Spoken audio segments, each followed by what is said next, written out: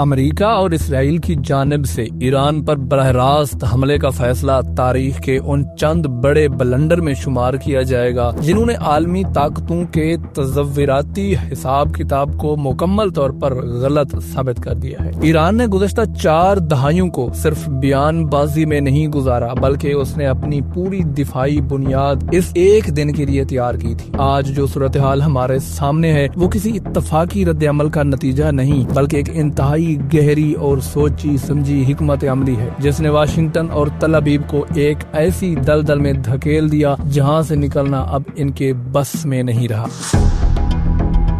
پابندیوں اور عالمی دباؤ کے باوجود ایران نے روایتی جنگ کے بجائے ایک ایسی غیر متوازی جنگی حکمت عملی اپنائی جو آج امریکہ اور اس کے اتحادیوں کو ایک طویل اور تھکا دینے والی کشمکش میں دھکیل چکی ہے۔ ایران کا مقصد دشمن کو ایک فیصلہ کن جنگ میں ہرانا نہیں، بلکہ اسے مختلف محاذوں پر الجھا کر اس کے وسائل اور اعصاب کو نچوڑنا ہے۔ اس جنگی حکمت عملی کی سب سے حیران کن بات ان کے داخلی نظام کی مضبوطی ہے۔ جنگ کے پہلے روز ہی اپنی 40 سے زائد مرکزی سول اور فوجی قیادت کی بیک وقت شہادتوں کے باوجود ایران کے ریاستی ڈھانچے میں ذرا برابر بھی لغزش نہ آنا اس بات کا ثبوت ہے کہ ایران نے ایک ایسا خودکار دفاعی نظام وضع کر رکھا ہے جو لیڈرشپ کے خلا کو فوری طور پر پور کر دیتا ہے۔ یہ وہ نقطہ ہے جہاں امریکہ اور اسرائیل مات کھا گئے، کیونکہ ان کا خیال تھا کہ اہم شخصیات کو نشانہ بنا کر وہ ایران کو مفلوج کر دیں گے، مگر اس کے برعکس ایران کا رد عمل پہلے سے زیادہ منظم اور شدید ہو کر سامنے آیا۔ اس استحکام نے ثابت کیا کہ ایران ایک نظریاتی ریاست کے طور پر اپنی جڑیں اتنی گہری کر چکا ہے کہ بیرونی حملے اسے کمزور کرنے کی بجائے مزید متحد کر دیتے ہیں۔ عسکری محاذ پر ایران نے خطے میں جو عدم استحکام پیدا کیا ہے، اس نے مغربی ممالک کی دفاعی بالادستی کے تصور کو بری طرح مجروح کیا ہے۔ ایران جانتا تھا کہ وہ فضائی طاقت میں امریکہ اور اسرائیل کا مقابلہ نہیں کر سکتا، اس لیے اس نے سستے مگر انتہائی مؤثر ڈرونز اور بیلسٹک میزائلوں کا ایک وسیع ذخیرہ تیار کیا۔ آج یہ میزائل اور ڈرون صرف ایک محاذ تک محدود نہیں بلکہ پورے خطے میں بکھرے ہوئے ہیں۔ ایران اپنے سستے ڈرونز اور میزائلوں کے ذریعے امریکہ اور اسرائیل کے مہنگے ترین اینٹی بیلسٹک نظاموں کو تھکا رہا ہے۔ جب چند ہزار ڈالر کا ڈرون گرانے کے لیے لاکھوں ڈالر کا انٹرسپٹر میزائل فائر کرنا پڑے تو یہ جنگ عسکری سے زیادہ معاشی بن جاتی ہے۔ ایران نے دانستہ طور پر اس جنگ کو پورے خطے میں پھیلا دیا ہے تاکہ امریکہ کی توجہ اور وسائل بٹ جائیں۔ سمندری راستوں بالخصوص آبنائے ہرمز اور بحیرہ احمر میں ایران کی ابتدائی مداخلت اور امریکی بیڑے کو پیچھے دھکیلنے کی حکمت عملی نے عالمی تیل کی ترسیل کو عملاً معطل کر دیا ہے، جس سے عالمی معیشت پر وہ دباؤ پڑا ہے جو واشنگٹن کے اپنے اتحادیوں کے لیے ناقابل برداشت ہوتا جا رہا ہے۔ امریکہ کی دہائیوں پرانی ساکھ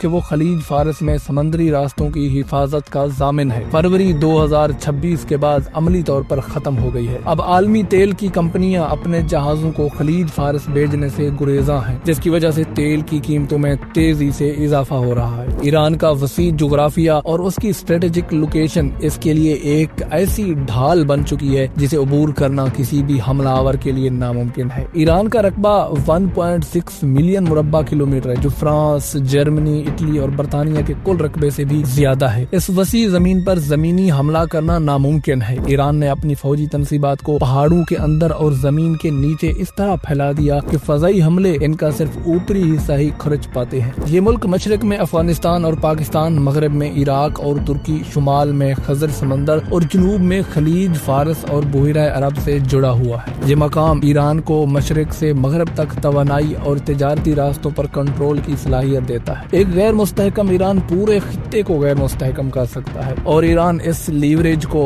بخوبی سمجھتا ہے۔ اس کے ساتھ ساتھ ایران میں نظریہ کربلا کی وجہ سے جانی و مالی نقصان سہنے کی جو غیر معمولی ہمت ہے وہ مغربی ممالک کے پاس نہیں ہے۔ امریکہ کے 3 فوجیوں کی موت پہ امریکہ میں 80% عوام حکومت کے خلاف بول رہی ہے، جبکہ ایران میں پہلے چند دنوں میں ہی 40 سے زائد رہنماؤں اور 500 سے زائد سویلین شہادتوں کے باوجود ایرانی عوام اور قیادت میں کسی قسم کی ٹوٹ پھوٹ نظر نہیں آئی۔ ایران کی سول اور ملٹری قیادت نے اجتماعی فیصلہ سازی کے ذریعے لیے فوری طور پر خلا پر کر دیا ہے۔ تہران کی سڑکوں پر لاکھوں افراد نے امریکی اور اسرائیلی جھنڈے جلا کر اپنی قیادت سے وفاداری کا اظہار کیا۔ یہ نظریاتی یکجہتی ایران کی سب سے بڑی طاقت ہے جو اسے مغربی ممالک کی طرح عوامی دباؤ میں آنے سے بچاتی ہے۔ جب امریکہ اور اسرائیل نے ایران کے کمانڈ سینٹرز کو نشانہ بنایا تو ایران نے جواب میں اسرائیل کے شہر تل ابیب اور حیفا پر بیلسٹک میزائل داغے۔ ان میں سے کئی میزائل آج بھی اسرائیل کے جدید ترین آئرن ڈوم اور ڈیوڈ سلنگ سسٹم کو چکما دیتے ہوئے اپنے ہدف تک پہنچ رہی ہے۔ ایران نے اپنے میزائلوں میں ایسی جدید ٹیکنالوجی استعمال کی ہے جو انہیں اینٹی بیلسٹک نظاموں کو چکما دینے کی صلاحیت دیتی ہے۔ مزید یہ کہ ایران نے اپنے ڈرونز کی تعداد اتنی بڑھا دی کہ امریکہ اور اسرائیل کے پاس انہیں مار گرانے کے لیے کافی انٹرسپٹرز میزائل نہیں ہیں۔ ایک اندازے کے مطابق ایران کے پاس 1 لاکھ سے زائد ڈرونز اور میزائل ہیں، جبکہ امریکہ اور اسرائیل کے پاس ان کا مقابلہ کرنے کے لیے صرف 15,000 انٹرسپٹرز میزائل ہیں۔ یہ تعداد کا کھیل ایران کو جیت کی طرف لے جا رہا ہے، اس لیے امریکہ اور اسرائیل جلد از جلد ایران کی عسکری اور معاشی قبر کھود کر جنگ بندی کا پلان بنا رہے ہیں، جبکہ ایران اس